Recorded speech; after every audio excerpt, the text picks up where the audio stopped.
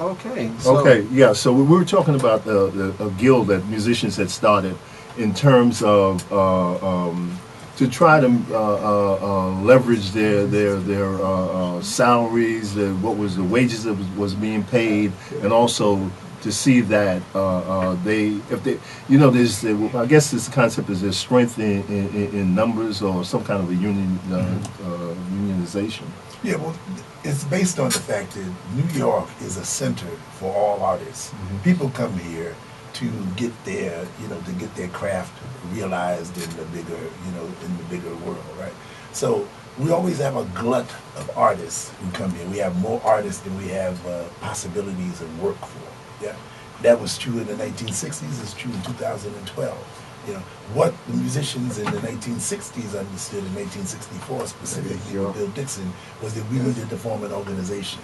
And that organization was based on something that Bill Dixon had researched in Europe about the guilds, where people were working together, and everything that they did, was for the, for the whole.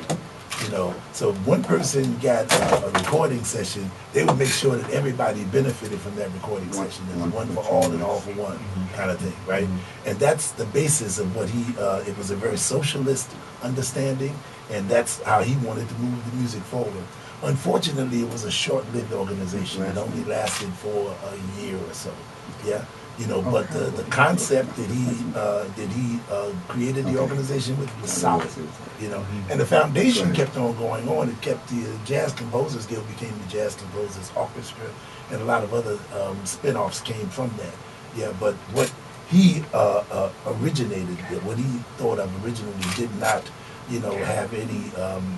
Any longevity, yeah. But it did. The loft movement of the '70s, which is the movement that I came out of, that Billy Mann came out of, that was one of the, spin-offs from that Jazz Composers Guild. Yeah. So it did have its effect, even though it wasn't quite the, the cause that Bill Dixon was making. Yeah, because that would also, I think, address the issue that when Oscar talked about independent films. Some time ago, we went to see a film and it was like, "Don't Let the Music Die," and it was about how independent artists don't get any play. Because there's only, like you said, someone mentioned, there's only certain artists that they continually promote, but there's and this particular thing, I think with Raheem Devon or something, who's kind of like a hip hop kind of thing. But like an R&B singer, right? Yeah. But he came. They came through that. That kind of like, I think in Philadelphia they did something with that whole Jill Scott and that whole aggregation. They started exactly. Yeah. Let me just take a moment to ask both of you gentlemen for some contact information in case anyone wants to get back to y'all or just contact y'all about some future events, projects that you may be on. So, Brother Sandy. Yeah, you can contact me at facebook.com/Malcolm Entertainment, Twitter at Oscar Sanders. Also on my website, malcolmentertainment.com. You can leave any comments you want, and future things that's going on, you can find out there. Any video clips you want to see is your youtube.com/Malcolm Entertainment as well. You can reach me at on my website. I have a website, www.ahmedian.com. You have to do that Ahmedian again. www.ahmedian.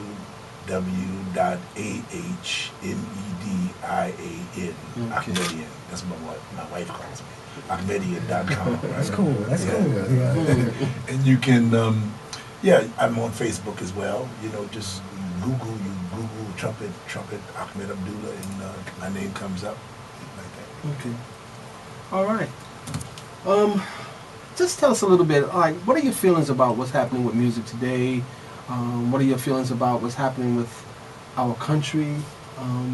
Just tell us about what's going on. Like, how do you feel about the face of music right now? I think that music is going through a major transition. And the transition that it's going through has a lot to do. There was a time when the music fed the politics of our country. Right now, I think the politics is feeding, the politics is feeding the music, right? In a sense that, we impacted the 60s and 70s and 80s with our music, yeah? We are living in a time right now when things are so stringent, the people are so, people are unemployed, you got mass unemployment, people, we don't have places where we can work, on a regular basis. So, and then the whole creative understanding that was prevalent in the 60s and 70s about the fact that you got to do your own, is not so prevalent as it was then. So, it's wonderful that Oscar's doing what he's doing, because that's the spirit that we still need in any art form. We've got to really understand that, this country is not necessarily trying to make people creative. And if we're not, as artists, trying to be creative in our endeavors, then we're going to be lost. We have got to do everything that we can to bring our art to the marketplace. That's what we got to do. And it's been true. It was true in the 1960s. It's true in 2012. As I said, things haven't changed that much. The only thing that's changed is the perception of artists. That we think now that somebody's going to, give us something. That's not the case. It's never been the case. Oscar, what's your thoughts? I think there's a huge fear, in Hollywood in terms of where film can go, and they're fighting to keep the old hats, the old school, going on. Meaning that they know that they can make more films and more efficient films if they do it digitally, but they're still using film for the sake of people's jobs. They don't want to move forward. They don't want to change. So they're fighting this whole format. It's almost like when, analog and digital, they basically, they had to just, one morning they just had to get up and just say, you're not going to use those old TVs no more. Because, people weren't going to change. There's just some people just, this TV works great. Yes, but you can get a flat screen. You can, you can see stuff in high definition. You can see stuff better. Well, my TV is okay. Right. So what happened? They just stopped making them. And they're going to do that. They're going to do that eventually with landlines. Eventually, why should we pay guys on trucks to come to your house and put wires in? We can make everybody a landline as a cell phone. We don't have to pay these guys anymore. You know what I mean? Yeah, and because you're using it almost 80-90% of the time anyway. And Hollywood is doing the same thing. But what they'll do is, they'll pick a few people that they feel, they want to, and they'll snatch them and they'll give them a break. But for the most part, it seems like it's like very elitist. They pick who they want, and they make those people, and everything is like tremendously over budgeted, and then you have all these people making great films very efficiently, for low cost, but they spent $300 million on Transformers, and what somebody told me is it's a great movie if you like a lot of noise. I heard the story. Right. I haven't seen the story, but it sounds good visually. That's what they sell in vision. Right. Yeah. And and I guess maybe that's what the world is coming to today. Is what like it looks distraction. Like. Right. It's like if we give you enough, right. You don't really have to. Who needs a script? Right. Who needs to tell a story? Right. When we can just put a lot of stuff in front of you, and lights and magic and stuff like that. And you can say, "Boy, it was great. What was it about?" No. Don't care either. I was reading it looked good. An article a couple of weeks ago, and it was colonization by corporation. And essentially, that's what's happening. Corporations are taking over and they're colonizing us, and so everything is just becoming. I say, and I hope that I never live to see it. I think it's going to come a time where you'll come up and you'll apply for a job and you say, "Well, I have a PhD, 2 masters," and they'll say, "We're paying $10 an hour." Oh yeah. Oh yeah. Well, I think that's what they're moving Henry, toward. you might not be able to see it, but I can tell you, I live it. 'Cause I hold 2 masters and yeah. But I mean, your worth. Yeah. Yeah, but I mean, they're gonna be. It's gonna be the same. They're not gonna be paying you no 6 figures. You would have thought that they would have, because that's part of the reason why you moved in that direction. Mm-hmm. Yeah. However, when you get there, you find out that like it's a few of us who are going to get that. Yeah. Everyone is not going to get that. So no matter, They're still picking people. right? They still picking people. Yeah. They have a word for colonization by corporation. They call it fascism. Fascism, exactly. That's what they There's a call name it. for that. Yes. Absolutely. Right. Actually. Yeah. Corporate control. They already know what that Fascism. is. Yeah. Yeah. And the Supreme Court said corporations are people. They're people. You know, They're so people. that they can now fund elections. They did it in Wisconsin. Yeah, They exactly. funded the election. Like these you know, super PACs 8 and all that stuff. times- Yeah. 8 times the amount of money this man got who was being recalled, the Governor Walker, He yes. got 8 times the amount of money of the person who was running against him. Yes. Eight You know, times. 8 times the Yeah. amount of money, right? You know, I mean, But they that's a poured small money state. into it. That's- And it's scary you too. know, I mean, when they actually yeah. say that Obama and Romney will spend $1 billion Yes, you know, so this is what On we're what? talking about. on an election. But doing what? Ads Well, it was the same that thing. people don't read. I'll put it this way. I shouldn't say that. It's easier to read the ad than to hear you talk. Yes. And it's mostly lies. It's mostly always lies. But they'll Propaganda. say, "Oh, yeah, that's why I can't vote for Obama." But when he speaks, he actually speaks. Right. They're not listening But most because I'm people- watching Tractor Pull. Most Something. people will get their information from television, and because the televisions are the ones who benefit from these ads, right? They're not going to tell you this, No. right? The revolution will not be televised, right? You know, that's what's going on right now. You know, it's corporate control. I was listening to, coming in, I was listening to the radio, and they was talking about the Baron Jeffries congressional yeah. suit. Very Right. important, very important. And they're saying that Wall Street, they've given Jeffries, they're backing him. A lot of Because money. the last thing they want is Charles Barron Charles in Barron. there saying, taking all the pictures of those George Washingtons off the Who's wall. the guy they Hakeem Jeffries Oh, okay, and, they're going and for Charles Jeffries. Barron. Charles they're Barron running- is the and- people's candidate. And that's the There's no question. 26th There's no question. of this month. That's right. Yeah, So, you that's know, right. it's like, So they want to support Jeffries. Right. of course. It's Yeah. an interesting race. And, you know, Yeah, and anytime they do that, the antennas should go up. Charles Barron has always been a fighter. Yeah, he's always looking out for the been a people. fighter. Gentlemen, give me 1 second. You're listening to Another Perspective at WHCR 90.3, The Voice of Harlem, coming to you from the campus of City College. And please call in to get them other 3 tickets. It's 212-491-4685. 212-491-4685.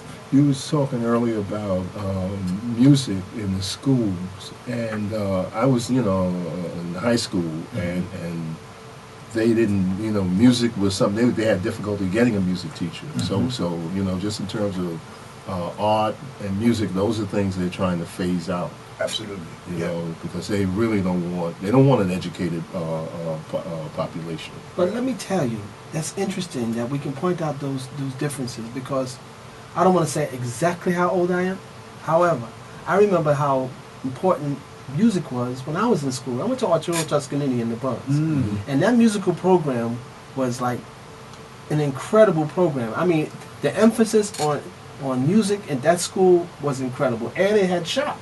So we had, not only did we have an incredible music program, but we had an incredible wood shop and Trades. and trade shop and all of those things. Sure. We even had home economics where guys was baking and cooking. And then I watched it. I remember when they started closing the mechanical shops, and they started no longer did you have the baking and no longer, and I watched that, and year by year those phased things it out, huh? those things were taking away, and it affected communities. Like I remember communities were live with the thoughts of hope, and then I remember and I watched the hope disappear from communities, and the access point was education, because once you begin to take away those things from the educational space, then the hope of a community begins to dwindle. Well, it's a farce to even talk about a democracy when you don't have an educated populace. You know, I mean, you can't really get people to even determine, the qualities of a candidate if they're not educated. You know what I mean? So why wouldn't you target education if you're going for corporate control? You know what I'm saying? Why wouldn't you do that? Why wouldn't you try to phase out all really schools that are doing well? You know what I mean? Or not even emphasize schools that are doing well. You know what I mean? And start talking about the thing. If you look at the paper, almost every day you're seeing things in the paper about, the worst aspects of schools. And I can't believe you know, because I'm in a school that is a really good school. I know we have some issues with some of the children, you know, but we're going to have issues with any children, you know what I'm saying? Yes, but exactly. I'm saying that the constant thing, every day there is something that is negative that will be put in the papers. Scapegoat. Yeah. You know, and these are public schools. Yes. You don't see this about charter schools No. or you know, other privately funded schools. Exactly. You only see that about public schools. So there is a conspiracy going on, right? You know, in terms of trying to phase out public schools. So for the last 5 minutes that we have or so, tell us about some positive things that are happening in our schools, that are happening in our communities. Well, I said that the school that I'm teaching at, the Bedford Village School, we have the Day of the African Child. Now, last week we had something that we call Carnival. These are things that have been going on. The Day of the African Child has been going on for 25 years at this school. And it's because we have a principal, Ms. Beecher, who is really supportive of the arts. We have not only a music program, and we have 2 music teachers. I teach pre-K to 5th grade. There's another teacher, Mr. B, who teaches pre-K to 2nd grade. Yeah, we have an art teacher, you know, who deals with visual arts. We have a drama department. You know, all of the kids do gym. Yeah, you know, we have people coming in. We are hooked up with Orchestra of St. Luke. We're hooked up with, you know, young audiences. We're hooked up with, you know, many different organizations that come in and share, you know, with these people, with these young people who are in our school, you know. And so I'm saying that, you know, at next week we're going to do a Juneteenth celebration. You know, Ms. Ellis, one of the teachers, a 4th grade teacher, she's been doing this for 20 years in the school. Yeah, you know. So I'm saying that, you know, this is not, and I'm sure our school is not that exceptional. You know, I don't get a chance to go to other schools to find out, you know, what they're doing, you know, but I know that, you know, from other colleagues that I've had that, you know, great things are happening in many schools. It's sad. It's sad that they, you know, that they like to highlight the negative, and you know, and then the fact is they'll shut down a school, and then they'll put up another school. They say, well, you know, we're going to phase this school out, but we're going to take some of the school and we're going to put it in another school. So why did you go to school in the first place? Yeah. It didn't make, that doesn't. I know you're playing chess with these kids' lives, and you know, it's very sad that you know, we don't really educate kids and let them become very aware. And parents have a lot to do with that too. Well, this you is know? this is a big point. You know, because you should sit your kid down. Your kid should be watching the State of the Union. Your kid should be watching C-SPAN. Your kid should be watching the History Channel. Your kids should know that. You know, they should not. You know, be watching. You know, Basketball Wives. You know, The control of our schools cannot happen if there's parental involvement. You know, it is because the parents do not show up for PTA meetings. Parents are not out in the streets demanding that these schools are taken care of, you know, by the government forces that should be taken care of. They're not demanding that we have the right amount of teachers, you know, the right amount of teachers' aides. They don't stand up when they fire these teachers' aides, you know, and have, you know, more children in the classroom than possible so the schools can degenerate, right? You know what I'm saying? If parents don't stand up, you know, yes, schools will be closed.